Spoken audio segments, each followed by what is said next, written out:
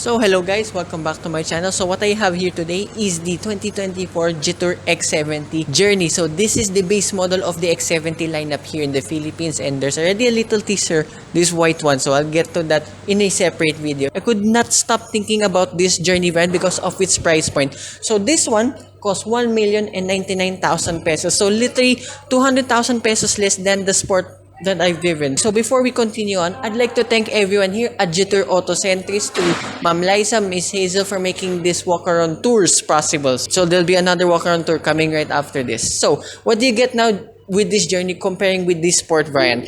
So biggest key difference here on the side profile, while overall in the exterior, you get 18-inch wheels now and chunkier tires. So comparing to the 21-inch of the Sport variant, but still 18-inch tires for a base model. This is still pretty good, I must say. So everything from the front fascia to the side profile and to the rear. So I will not show to the rear because it's a tight space here in the showroom. Everything is exactly the same. And I do love this blue color too. So here, going back to the front fascia. So like what I said too with the X70 Sport van, look familiar to the Isuzu MU-Xs. That's just my 2 cents. So you get halogen lights all around. You do not get DRLs anymore for this X70 Journey model. And then still carries the fake vents here on the side. Another big difference now with this Journey model, you do not have a sunroof anymore, but at least you still have roof rails. And 2, you get repeaters here. But for this Journey variant, again, these side mirrors are manually adjusted now. So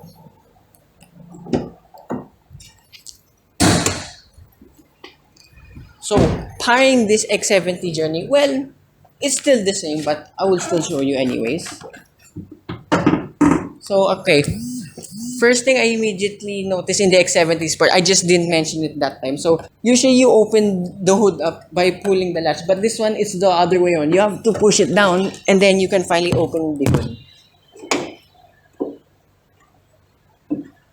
And like what I said too in my X70 Sport review, opening the engine hood is really heavy. But you don't... But not to my surprise, the build quality of this is pretty amazing. So, this X70 Journey is still powered by the same 1.5-liter turbocharged 4-cylinder engine with 100 horsepower and 210 Newton meters of torque. So, as well, this one is mated to an 8-speed automatic transmission. So, the driving dynamics, please check out my full review of the X70 Sport. So, again, my biggest nitpick with this vehicle is the 8-speed automatic transmission regarding first and second gears at low speeds. But that's pretty much it. So, again, the fuel efficiency would be more or less the same. So, yet again, check out the full test drive review. I did love driving this car, by the way. So, since I cannot show you the boot space, but I'll show you clips of the X70 Sport. But finally, I have an official figure with all of the seats up. So it was a mistake that I said at least almost 200 liters with all of the seats up, but it is actually only 94 liters. But I don't mind it since, again, this is a 7-seater. So with the third row down, you have 1,260 liters, and finally with all of the seats down, you have a whopping 1,680 liters, which is pretty amazing for this class of vehicle. So yeah, that's pretty much it. Let's check out the interior. So here now in the interior of this X70 Journey, well, actually there's a lot more to talk about than usual. So above here you have your LED lights, I assume, and then sunglasses holder. I say LED because here in the back it's halogen. I'll show you that dome light in the rear later because it hurts my feelings. So here in the door card, almost exactly the same like with the X70 Sport. So surprisingly, for a base model, of course this one is still plastic here and there, but for your elbow it's still leather, surprisingly, along with the white stitching. On the left side of the dashboard it's exactly the same. You have your side mirror adjustments and your electronic stability control button. Actually, I was surprised to see that because I thought being a base model they will get rid of that feature, but not with this X70 Journey. So overall, visually here in the interior looks exactly the same too like with this Sport brand. And yeah, this one on top of the dashboard is still plastic. Oh no! Everything's plastic now. So if you go for the X70 Sport variant, this one here on the dashboard is squeegee. This one is sadly all plastic now, but I will forgive it. Hence, yet again, this is a base model. So two biggest differences now too with this base model. You don't get a push start button, but you get a manual key fob. This is more like it for me, just being honest. So 2, you have an analog tachometer and speedometer. That's more like it for me. And there's a digital display right in the middle with some adjustments here and there. So here in the steering wheel, almost exactly the same layout with the X70 Sport. So polyurethane, but actually still nice to the touch. So I don't see any cruise control buttons here anymore, but rest of the functions are still somewhat the same. So like for your adjustments for the instrument cluster, and then volume adjustments here on the left side.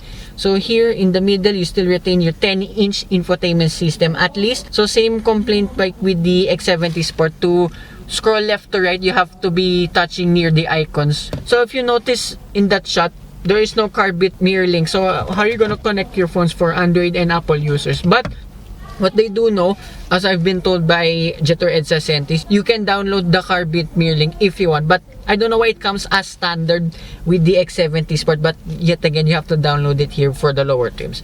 Anyway, at least there is. So as well, you notice too, there is no 360-degree camera for this Journey model, but at least you have a reverse camera. The quality is more or less the same too. So below the infotainment system, it retains the air conditioning controls, and then here around in the gear shift, again, it is exactly the same. Surrounded the gloss black, you have your electronic parking button, auto hold function, and then your drive modes for your sport and winter mode, weirdly. So here's a shot of the X70 Sports. There's actually a blank space over here for this Journey model. So here behind, you have your 2 cup holders yet again. And literally, I'm opening the center console box very slowly. But yet again, like my complaint, it is very flimsy to open.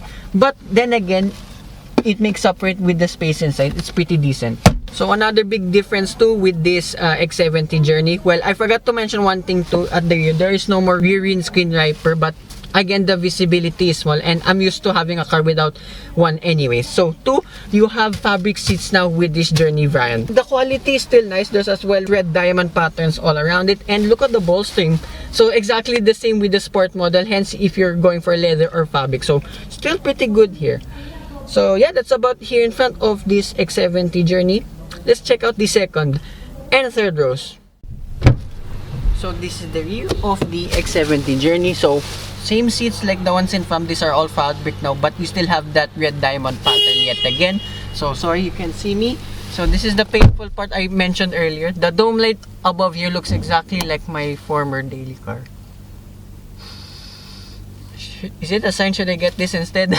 Anyway, so 2, you have a central armrest over here with 2 cup holders. Believe me, there is. Sorry, I can't open it because as you can see. And then space here in the back, exactly the same like with the Sport van. So feet room, knee room, and headroom now is all infinite. Although I did note the sunroof headroom of the Sport van like hamper a little bit, but for this Journey now, it's still much more or less the same too. So still impressive nevertheless. So here in the door card, same like the ones in front. Surprisingly, yet again, you have leather soft pads for your elbow along with the white stitching. And then here behind the seats, you have 2 map pockets. And for me, the most important feature, thankfully, that has not been removed with this Journey base model are the 2 air conditioning vents here right in the middle.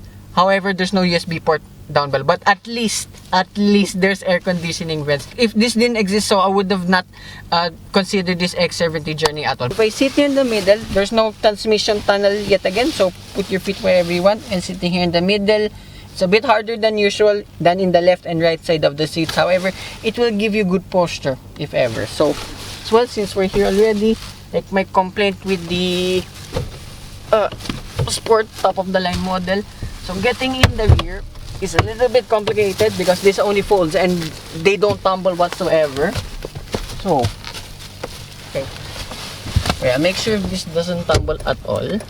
Nope, that's it. It just moves forwards and backwards. But again, sitting here in the third row would be perfect for small adults and kids like me. So 2 same toys at least here. So you have your seat belt holder, 2 cup holders on my left side, and a cubby space on the right side. So what I discovered here now with this Journey van, there's no more 12-volt socket, I think, here on the right side. So I think that's the only thing that's been removed. So however, what I cannot complain about is this space here.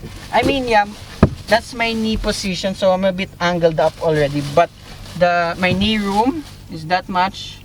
Then feet room actually look pretty good too, and then my head room, okay, just enough for me. So yeah, that's a quick walk around tour of this X70 Journey. I highly recommend this vehicle because it's just above the 1 million peso mark. I mean, it's just below the 1,100,000 peso mark. And this is literally not just the Jetour I would take on, but this is the X70 van that I will definitely buy. So I'd like to thank everyone here again at Jetour EDSA Centris, to Ma'am Hazel, to Miss Liza. Their contact details will be in the description down below. So, hope you guys like and subscribe, and I will see you with one more walk around review coming right up.